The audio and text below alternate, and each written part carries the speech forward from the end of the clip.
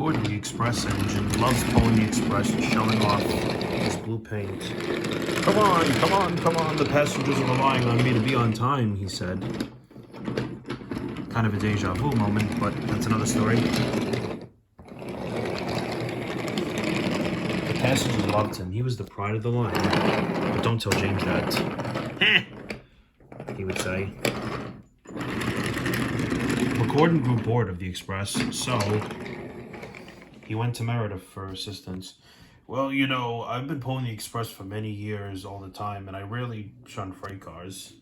Well, that's news to me, Gordon. The last time I checked, you don't like freight. Well, that part of my life is over. Those days are over. After all, I am a mixed traffic engine like James.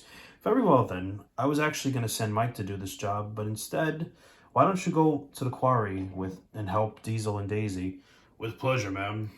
Anything to be really useful. So he puffed away. Gordon arrived just in time. Are these my cars? All the way down there? Only some of them, said Daisy. Be careful, they can be troublesome. Glad you're here to help us, though, Gordon. Glad you're here to help us, though, Gordon, said Diesel.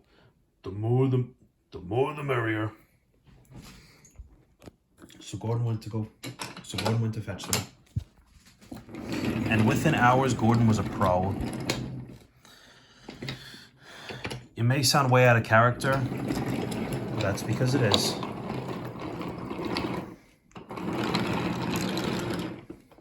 He shunted with no problem and organized them in a way you would never imagine.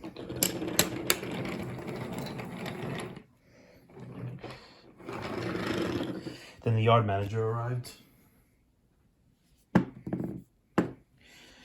There is one special train coming later. Do you want to pull it? Yes, said his driver, but they should have asked Meredith first.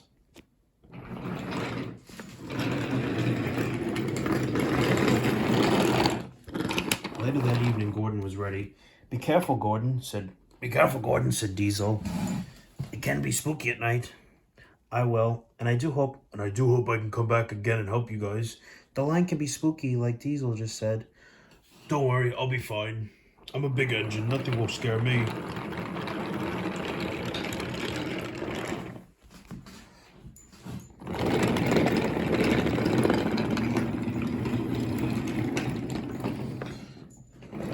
Gordon arrived on time and then uncoupled himself and headed on home. That's when the trouble began. The signal was down and Gordon was getting impatient. Well, how could the line be busy at this time of night? And then miraculously, it went up. It's home sweet home. But the signal was accidentally switched to the wrong line. Gordon was heading for trouble. He popped up somewhere in a very unfamiliar part of the island. This is strange, said his driver and fireman. We best do something. What are those strange sounds? He said. And then the fog lifted. Oh no, we're in the scrapyard, he said. So his driver and fireman went for help. Meanwhile, Gordon was alone. But not for long.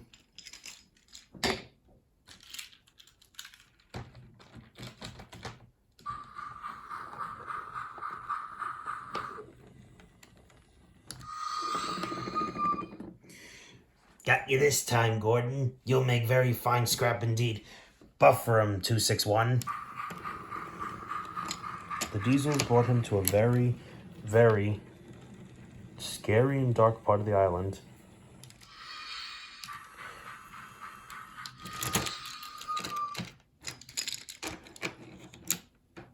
Where are you taking me? And why are you doing this? You ask too many questions, said Diesel 10. Just be quiet. You'll be there as soon as you know it.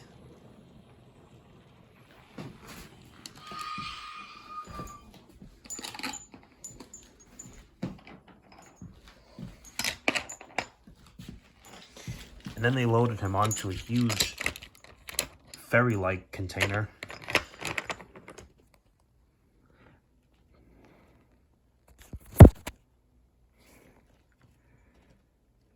Come on, focus. Sorry for the technical delays, everyone. The camera's not focusing right.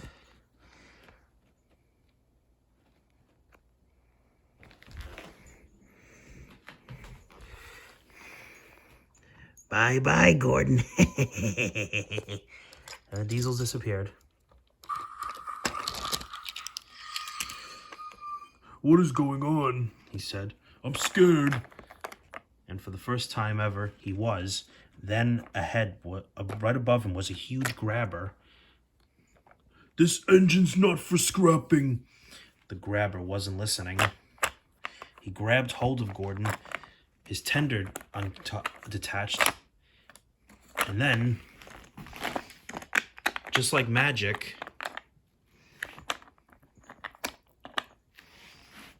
it picked him up. Oh, excuse me. More technical difficulties. Wonderful.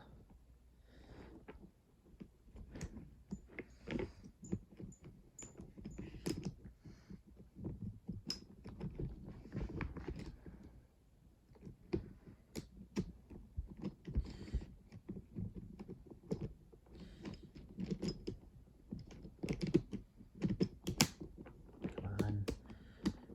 Just the other day it was working just fine. Now it's not. There. And it lifted him and it was about to dump him right into the sea. But then it stopped. What happened? And then it lowered him. And his tender reattached. Then Merida showed up. "Saving you from scrap is becoming a habit, Gordon. Please stop it." Yes, ma'am. And I learned something." "What's that?" "There's no place like home." "And that's exactly where you're going now." Then his driver and fireman arrived. "Oh, there you are, Merida. We were going to tell you, but I think you already solved the problem."